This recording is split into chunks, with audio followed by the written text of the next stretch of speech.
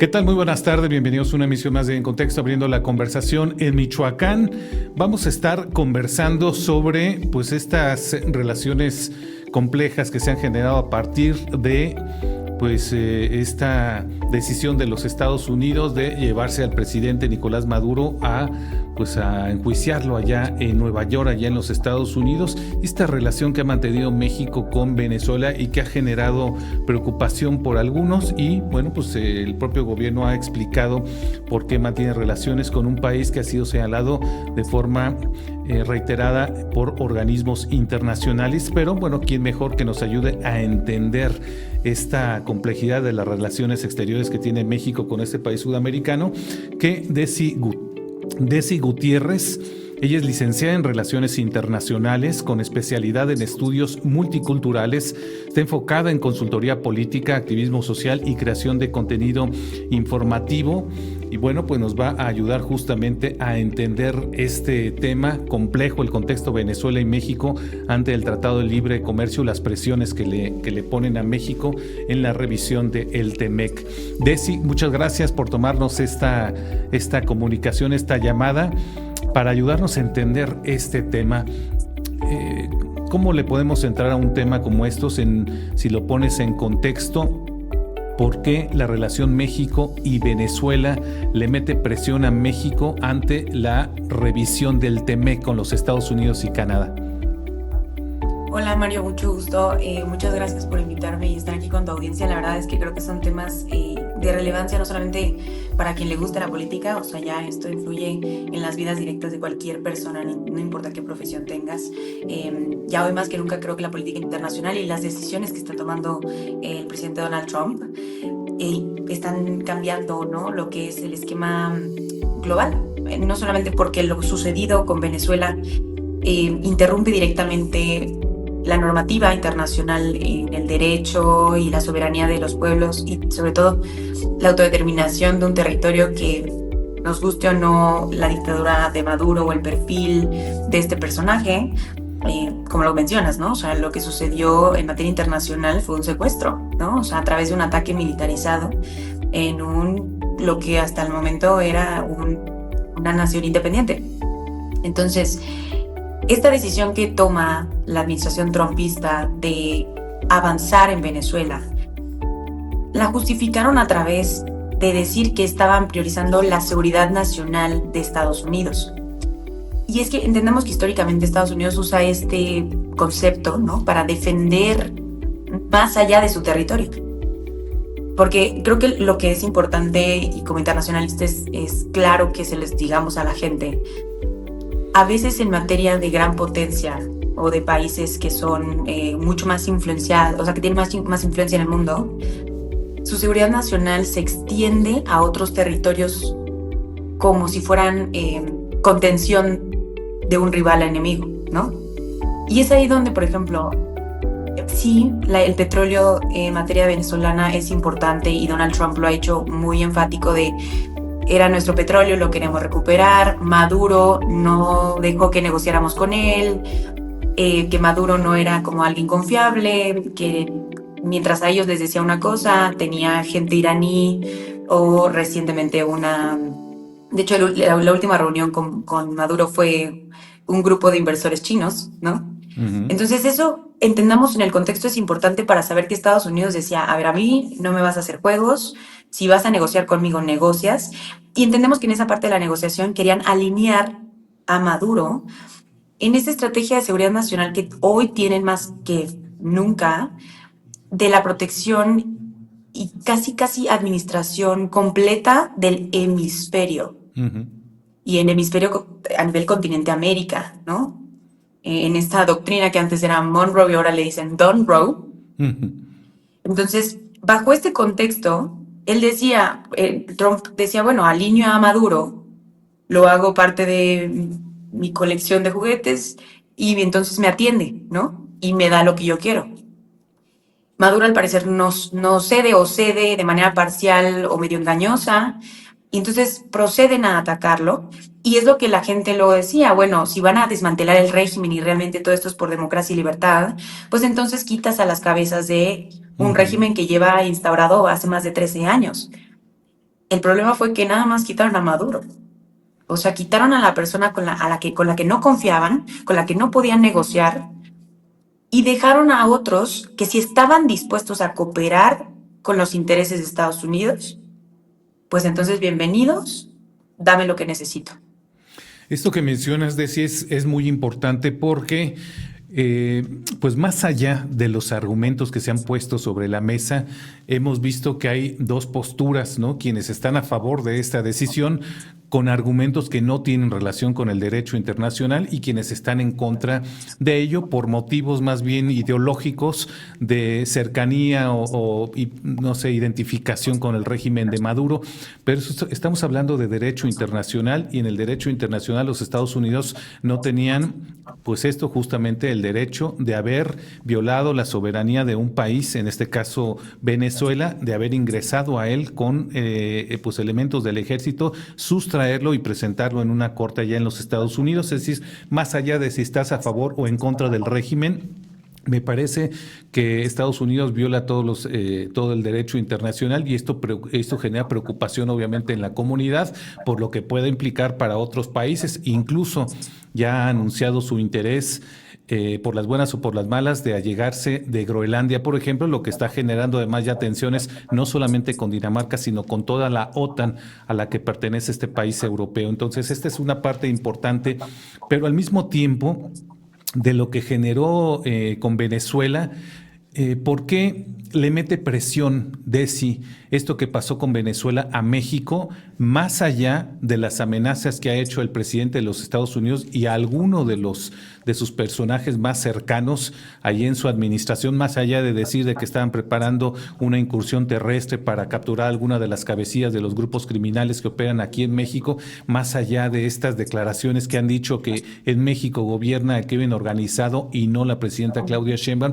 ¿Por qué Venezuela le mete presión a México y sobre todo ahorita irlo relacionando con esta renegociación del TEMEC?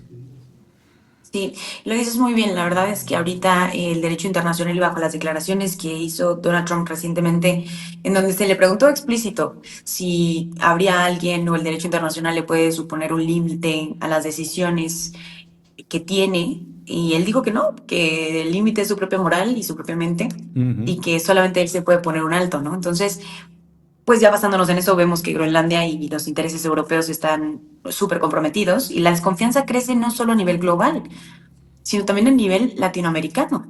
Porque como lo mencionabas, el hecho de que ya después de varios años en donde la última incursión directa de intervención para quitar a un presidente sucedió en Panamá en el 89, hoy está más flagrante que nunca y más allá de decir cualquiera puede ser el siguiente, sino más bien entender como mexicanos y mexicanas que nosotros somos sus vecinos directos. Y mientras, por supuesto, hay bastante de por medio en materia económica y comercial, porque somos un área súper dinámica gracias al Tratado de Libre Comercio, es una realidad que, digo, bajo esta teoría como del el loco, en donde desestabilizas a través de que tu rival no sabe qué esperar de ti y como eres muy errático ante esta narrativa que él está imponiendo sin duda desde este inicio del 2026, obligas a la contraparte a que negocie un poco menos de la excesividad que tú estás pidiendo. Entonces, a partir de ello, creo que deberíamos tener muy en cuenta que la renegociación del Tratado de Libre Comercio, que sin duda va a pasar, se supone que tenemos una revisión. Muy seguramente Donald Trump vaya a querer modificar más de la cuenta y eso vaya a tener que abrir literal una nueva negociación para pues preservar la existencia del Tratado de Libre Comercio y con ello también entender que sí hay cooperación a nivel narcotráfico porque es un tema que nos compete a los dos.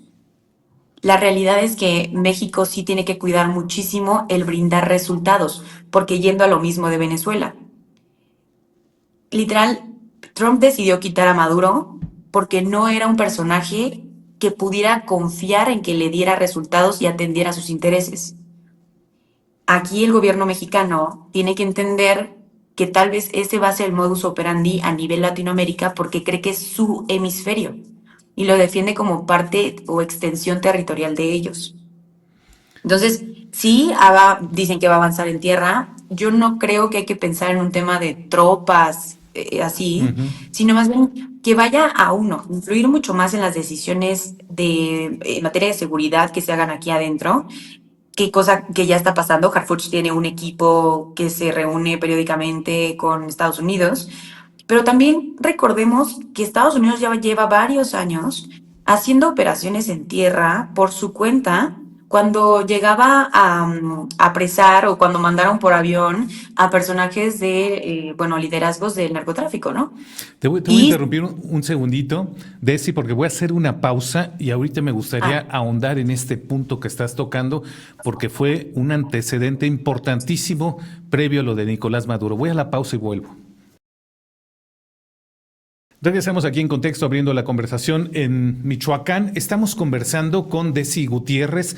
Ella es internacionalista y estamos conversando justamente sobre el impacto que ha tenido para México esta decisión de intervenir militarmente de los Estados Unidos allá en Venezuela y sobre todo por las pues amenazas, advertencias, anuncios, como usted lo quiera llamar, del presidente Donald Trump y algunos de sus más cercanos sobre lo que podría venir en México en caso de que pues no se cumplan las condiciones que ellos quieren. Mencionabas, Desi, ahorita antes de ir a la pausa, un tema muy interesante que tiene que ver con el secuestro. Lo voy a poner así porque esos fueron los términos que también utilizó la defensa del Mayo Zambada.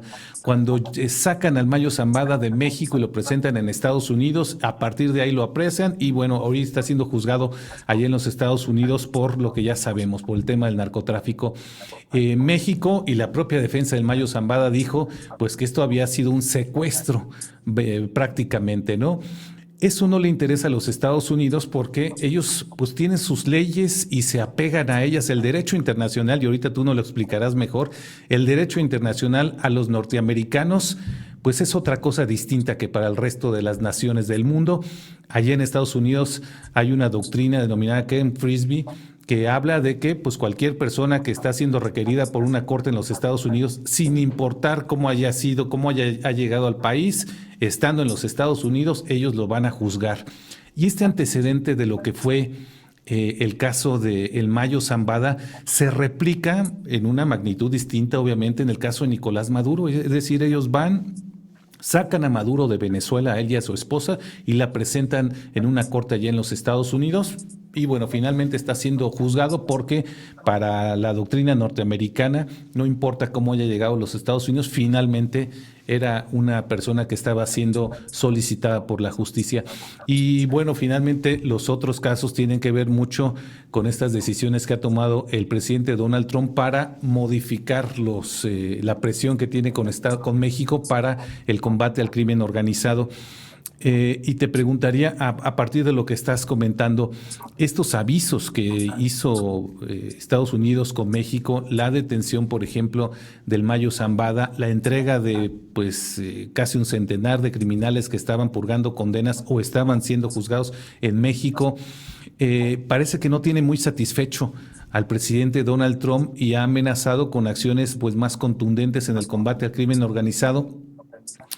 Desde el punto de vista del derecho internacional, ¿es válido esto que anuncia el presidente Donald Trump a México?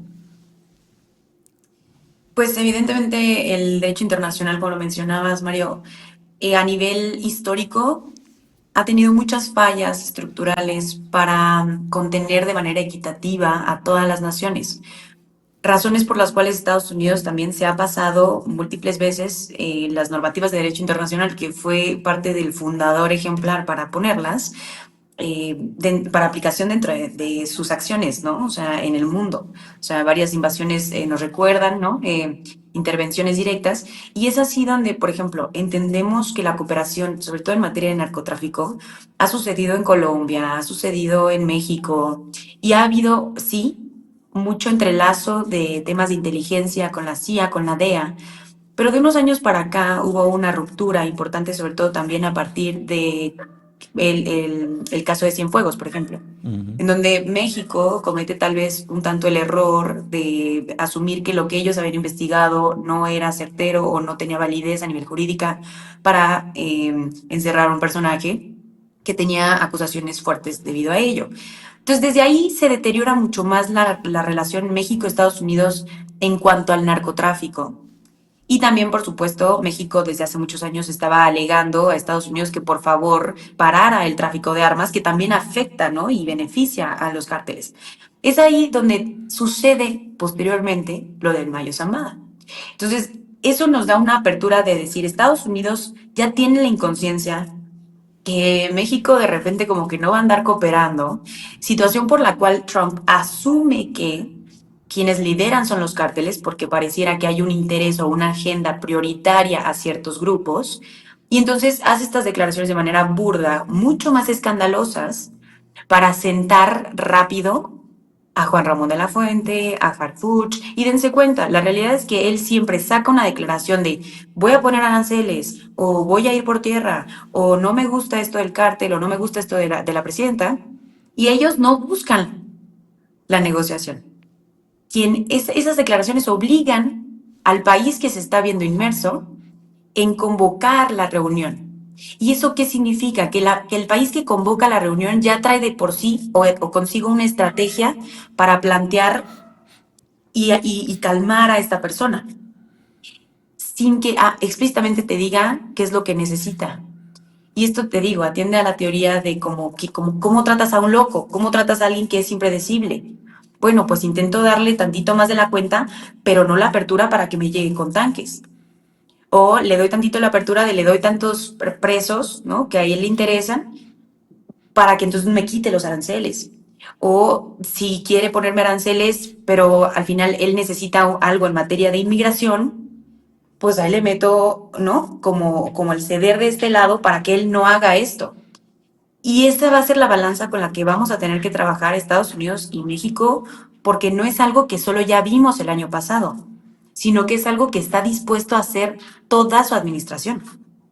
Entonces, sí hay que tener cuidado, no creo y no caigamos, eso sí lo pido de manera personal, en esta idea de que Donald Trump va a atacar, ¿no? Así como si fuéramos un país de Medio Oriente a México.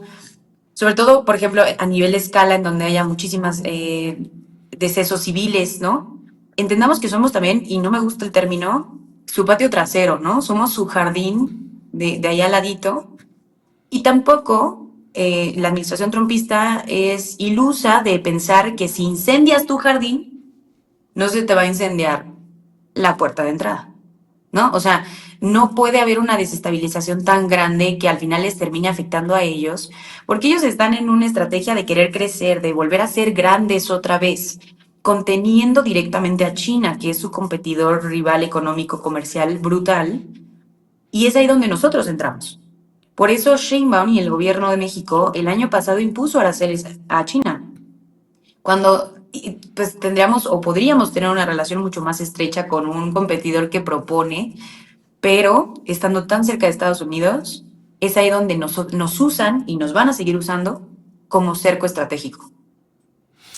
Ese concepto me gustó mucho como cerco estratégico más que como patio trasero. ¿Cómo calificas hoy la relación entre Sheinbaum y Donald Trump? En un par de minutos, si nos agarra el corte, pues seguimos analizando esto. ¿Cómo calificas hoy esta relación y sobre todo la postura que ha tenido la presidenta Claudia Sheinbaum? Bueno, ella mantiene que la relación es respetuosa, cordial. Sabemos que después de sus llamadas telefónicas, que justo como mencionas, van a tener una el día de hoy, es la quinceava que sucede en este año iniciando del 2026. Entonces, yo creo o quiero pensar que se mantiene, sí, bastante cordialidad de por medio. Sin embargo, sí hay una característica de que la relación va con pinzas. Y eso es algo constante que ha hecho no solamente Juan Ramón de la Fuente, el canciller, sino también Sheinbaum.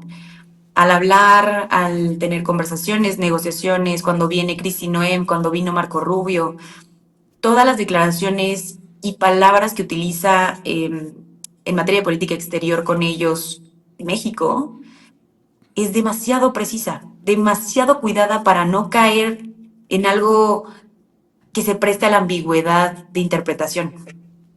Y es ahí donde creo que la jugada se está haciendo bien, pero va a ser todavía más complejo con un personaje que está jugando a ser errático. A que si dices algo que no me gusta, a que si veo que haces algo que no me gusta, ni te voy a avisar, voy a tomar represalia.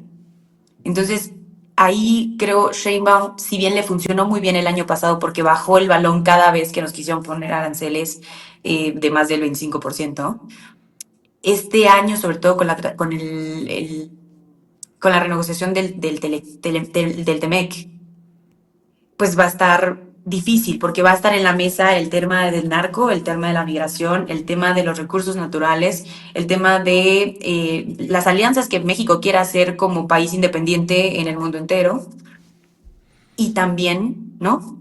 El que siempre se esté amenazando hasta cierto punto nuestra soberanía territorial, porque es una amenaza que está haciendo no solo a Groenlandia, no solo a Venezuela, no solo a Irán, se le está haciendo a cualquiera que esté en la mira para su estrategia de seguridad nacional. Voy a hacer una pausa y regreso con esta última parte que tú mencionaste, las relaciones internacionales de México, sobre todo aquí con países de América Latina. Voy a la pausa y regreso. Regresamos nuevamente aquí en Contexto, abriendo la conversación en Michoacán. Estamos conversando con Desi Gutiérrez. Ella es licenciada en Relaciones Internacionales con especialidad en estudios multiculturales, enfocada en consultoría política, activismo social y creación de contenido informativo. Ahorita mencionabas en el corte anterior, Desi, algo muy interesante, muy importante. Además de toda esta presión que tiene México con Estados Unidos para contener el comercio con China, para contener a China, digamos, en esta expansión comercial que tiene en América Latina. Y bueno, la última contención sería México justamente. En esta ecuación, ¿dónde entra, por ejemplo, la relación de México y Cuba? Con la caída de Nicolás Maduro, pues uno entiende que se acabó el petróleo de Venezuela para Cuba, y México se convierte de facto en el principal proveedor de este energético a la isla. Y ya también Donald Trump y ahí su gente, sus más cercanos allegados han comentado esta situación. Les molesta, por ejemplo, que el principal socio comercial de México, el vecino, pues esté manteniendo un régimen que pues ellos han atacado desde hace muchas décadas. ¿Qué futuro le ves a la relación México-Cuba? Ya la presidenta dijo que ellos van a seguir enviando petróleo, pero ¿qué relación, futuro le ves a esta relación y qué tanto puede pesar en las negociaciones del TEMEC y en estas pues acuerdos que hay en materia de seguridad? Fíjate que está interesante, sobre todo porque Donald Trump, cuando hizo lo de Venezuela y le empezaron a preguntar sobre otros regímenes autoritarios, ¿no? Mencionó que Cuba no habría necesidad de intervenir directamente, porque él asumía que en consecuencia de tomar a Nicolás Maduro y ellos hacerse, ¿no?, de la reestructuración y acaparamiento del petróleo venezolano, pues en consecuencia el régimen de Cuba tendría que caer por la inestabilidad de los pocos recursos que sabe que le llegan, porque hay muchísimas sanciones impuestas por el propio Estados Unidos para la importación de muchos bienes clave, ¿no?, en esta isla. ¿Qué sucede? Entonces, en la mente era un proceso dominó. Cuando México, histórico amigo del mundo y histórico también amigo de Cuba, independientemente de qué régimen estuviera dentro, pues en consecuencia dice, oye, me están solicitando apoyo en materia de petróleo, pues saben que pues yo también se los voy a enviar. Un gesto que si bien no debería verse por parte de México como abiertamente el ser rebelde ante los intereses de Estados Unidos, sino más bien atendiendo la propia naturaleza de la política exterior mexicana, ¿no? Ayudamos a quien nos pide ayuda. ¿Y qué sucede? Este efecto que genera México molesta a Estados Unidos porque en su mente tenían el plan perfecto para que Cuba también cayera ante sus pies, sin necesidad de intervenir. Y pues al México mandar esto, pues ya, ¿no? Cambia un poco los planes. ¿Qué sucede? Lo que puede pasar es que Donald Trump meta dentro de la mesa de negociación no vas a poder ayudar a Cuba y no vas a poder ayudar a estos puntos estratégicos. Al igual que, hablando de la relación latinoamericana, creo que es bien importante mencionar lo que en materia internacionalista les podría decir que preocupa, es que no hay un bloque unificado latinoamericano frente a los intereses estadounidenses. ¿A qué me refiero? En la OEA, en la CELAC, en estos organismos multilaterales latinoamericanos de cooperación, no ha habido un consenso total para, como organización de Estados miembros, hagan un comunicado frente a lo que está haciendo Estados Unidos. Y eso no solo denota, sí, el nerviosismo y tantito cuidado, sino también que hay una alineación dentro de estos mismos Estados miembros, llámese Argentina, Paraguay, próximamente Chile con Cast, que aprueban y están completamente alineados a las decisiones trumpistas. Y quienes mismos dentro de estos organismos están jalando el que no haya ninguna declaración de bloque frente a Estados Unidos. Y eso complica muchísimo qué tanto peso tienen los países latinoamericanos para defenderse entre ellos, lo cual creo hoy es una realidad inexistente, algo que nos habría gustado ver. Sin embargo, podríamos ver eso repetirse incluso en Europa, con el caso de Groenlandia, en donde ya empieza a haber disidencias de que hay unos que medio están de acuerdo, hay otros que ya no saben cómo reaccionar, otros no se toman en serio a Donald Trump y otros creen genuinamente, desesperadamente que tienen que hacer algo, ¿no? Primero incluso. Y esta desconfianza no solo presiona al mundo entero para ceder o no ceder, sino también puede abrir la pauta a mucho conflicto. No en Latinoamérica precisamente, pero a nivel global podríamos ver unos años, porque todavía nos quedan 3 con Donald Trump, y es que no decide modificar más cosas en materia interna, porque ellos también están viviendo una convulsión política y social brutal, para que se quede más tiempo, o que tenga algún heredero, ¿no? Llámese Marco Rubio, llámese J.D. Vance, que siga con esta agenda muy explícita y estas doctrinas rudas, que a mí, de manera personal y en el análisis, sí atienden a una desesperación estadounidense por querer volver a sentirse potencia frente a un mundo que pareciera que ya está girando hacia China, y para impedirlo da un golpe sobre la mesa con lo último que le queda fuerte, que sin duda es su militar y su cargamento armamentístico. Le voy a hacer de abogado del diablo, Desi, pero hace unos años pues prácticamente habían perdido el control de América Latina. Si tú revisas, por ejemplo, todos los regímenes prácticamente eran, digamos, si no socialistas, sí proclives a la izquierda, y tenían cada vez más cercanía con China y con Rusia. Y ahora estamos viendo todo lo contrario. Por ejemplo, empezamos del Cono Sur, Chile, Argentina, Ecuador. Por ejemplo, hay quien ahora con la llegada, por ejemplo, en Perú, hay quien está diciendo que ya no tarda en caer el régimen también de izquierda allá en Colombia. Y bueno, empieza la escalada hacia llegar a México. Incluso ya Nicaragua empezó a liberar a algunos presos políticos. Pues uno supone que también para tratar de eliminar presión justamente. Pero en este sentido, si la tendencia continúa, pues México sería quizá el último bastión de la izquierda en América Latina, que tanta presión le puede repercutir a Claudia Sheinbaum y en este caso a Morena, con un régimen pues cada vez más duro de los Estados Unidos y cada vez más tendiente hacia la ultraderecha. Me encanta tu pregunta, Mario, porque justo creo que es algo que en la opinión pública se mantiene en los espectros. Y a mí, después de lo que sucede en Venezuela, me queda clarísimo que poco importa el espectro político. Porque si no, no tendrían o permitirían que siga gente que viene del chavismo en Venezuela. Entonces, ahí no es atender a que tienen que tener una ultraderecha en cada país que quieran controlar, sino que les basta con un personaje, independientemente del espectro político, que sí atienda sus intereses. Entonces, estamos viendo cómo sí en Latinoamérica empieza a haber un auge de la ultraderecha y sobre todo posicionamiento bajo lineamientos de democracia, en donde creo que deberíamos empezar a preguntarnos de manera muy genuina qué tanta democracia real existe ante campañas políticas que se manejan vía redes sociales que tienen algoritmos pertenecientes a dueños privados, amigos directamente de Donald Trump en este, pues sí, tecnofeudalismo en el que vivimos de manera virtual, y no pensar que tendrían la capacidad de manipular los algoritmos y manipular los contenidos para dar a favoritismo a algún partido o liderazgo en específico. Y ya sea que pueda ser de ultraderecha, porque la ultraderecha es la que más se alinea a Estados Unidos. Sin embargo, también podemos ver que hay derechas que no son explícitamente como no sé, una Marine Le Pen o personajes así súper extremos, como lo que sucedió en Honduras.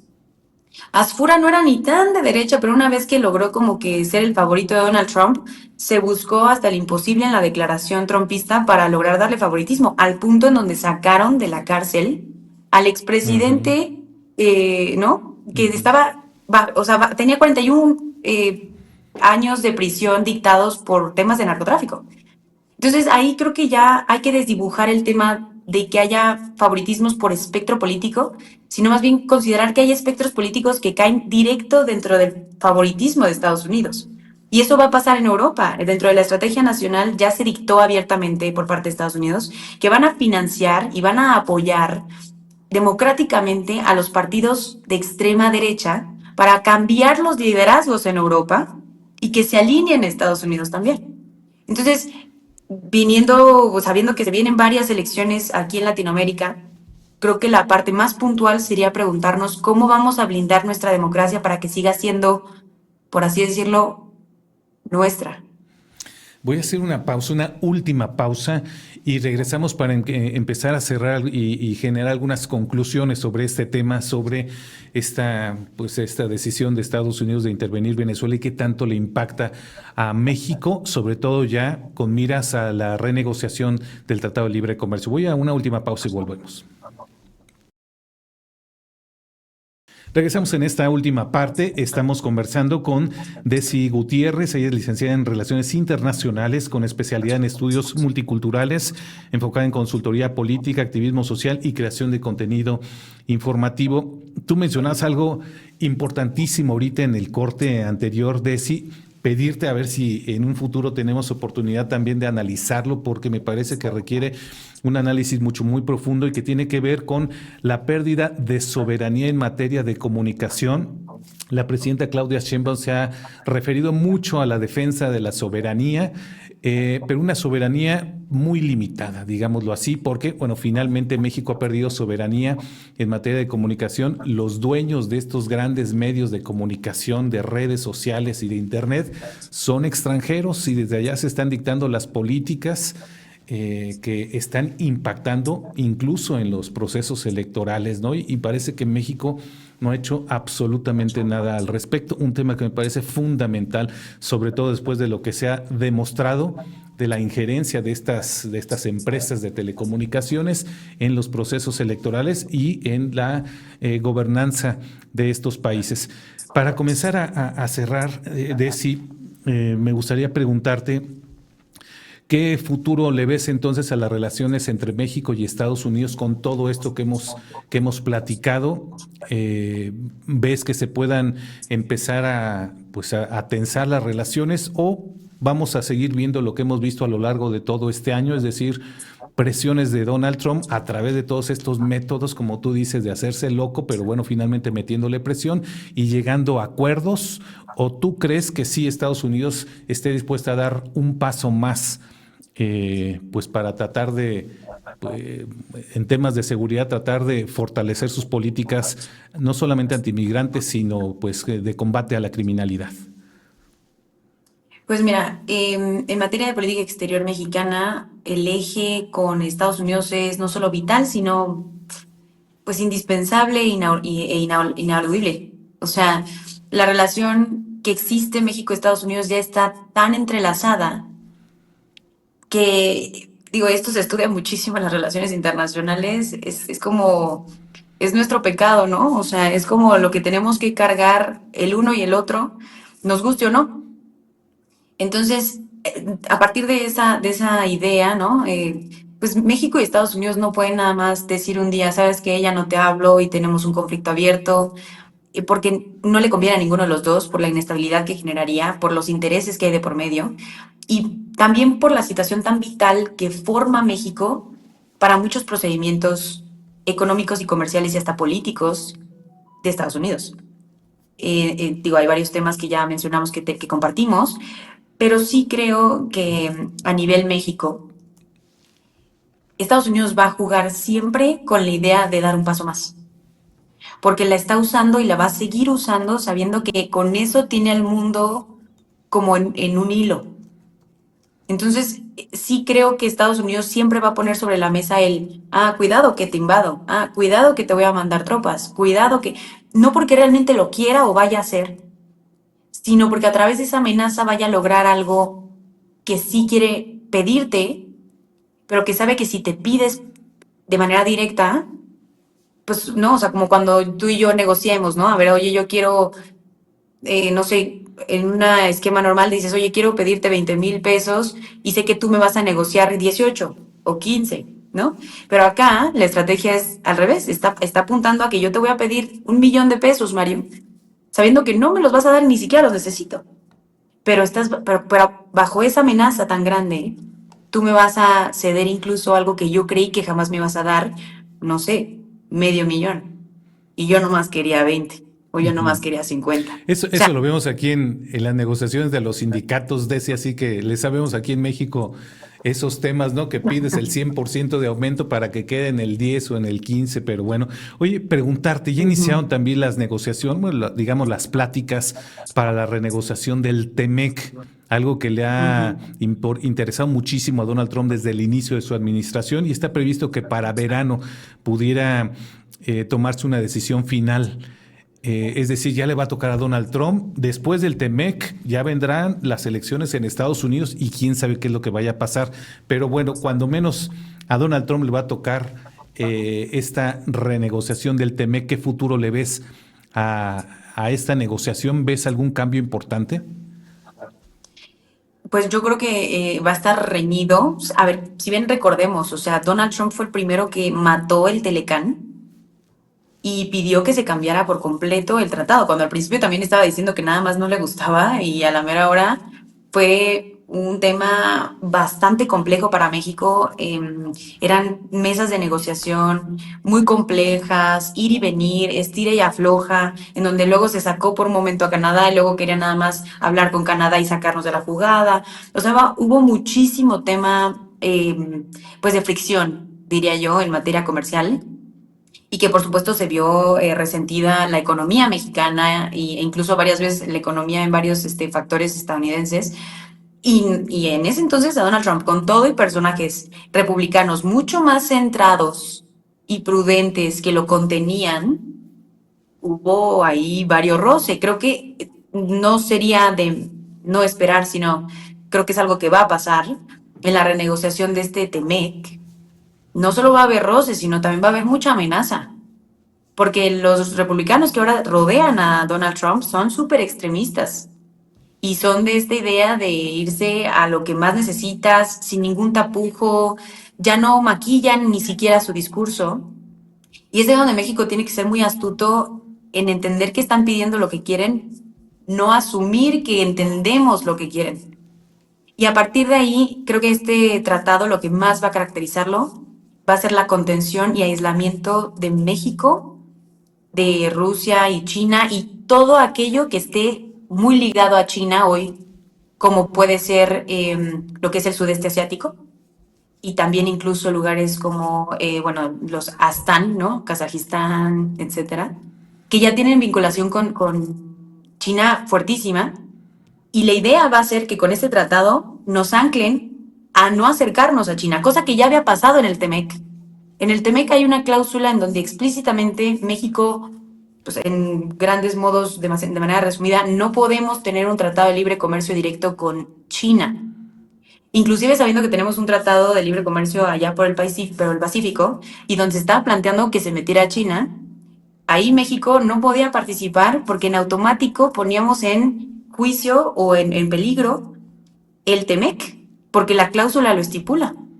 Entonces, creo que ese era un pequeño, como una pequeña probadita de la intención estadounidense para manejar en materia comercial a México. Creo que en esta renegociación va a ser clarísima la imposición de que solo vamos a poder negociar con ciertas personas avaladas por Estados Unidos.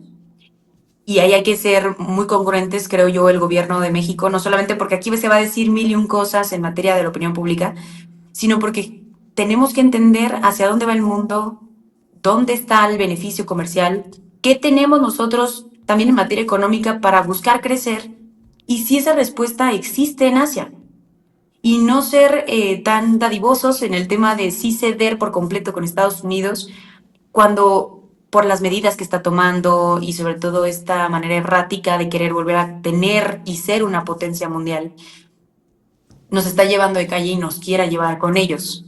En una potencia que sí podemos decir que desde hace un par de años se ve en decadencia. Y bueno, finalmente se rompería esa idea de buscar otros mercados para no depender tanto de los Estados Unidos. Pareciera que el TEMEC obligaría a México justo a lo contrario. Quedó pendiente también otro tema, me lo apunto a ver si más adelante podemos hablar de él. ¿Qué va a pasar con los organismos internacionales? De si parece la muerte ya de la OEA y la de la ONU. Ya a ver si más adelante lo podemos conversar, porque pues ya parecen organismos pues de adorno, simple y sencillamente. Por lo pronto quiero agradecerte mucho que nos hayas ayudado a entender la complejidad de las relaciones internacionales y entender un poco más lo que ha estado sucediendo a partir de pues esta intervención militar de los Estados Unidos en Venezuela y la presión que le mete a México esta administración de Donald Trump. Muchas gracias, Desi. Un placer de verdad cuando gusten, aquí estoy. Me fascina analizar y poder explicar estos temas a cualquier tipo de persona, porque el mundo nos compete a todos, no solamente a quienes les gusta la política o a quienes les gusta estar informados. Pues muchas gracias nuevamente a Desi Gutiérrez. Ella es licenciada en Relaciones Internacionales con especialidad en estudios multiculturales. Pues hablamos justamente de estos temas que acaba usted de escuchar. Muchas gracias y muy buena tarde.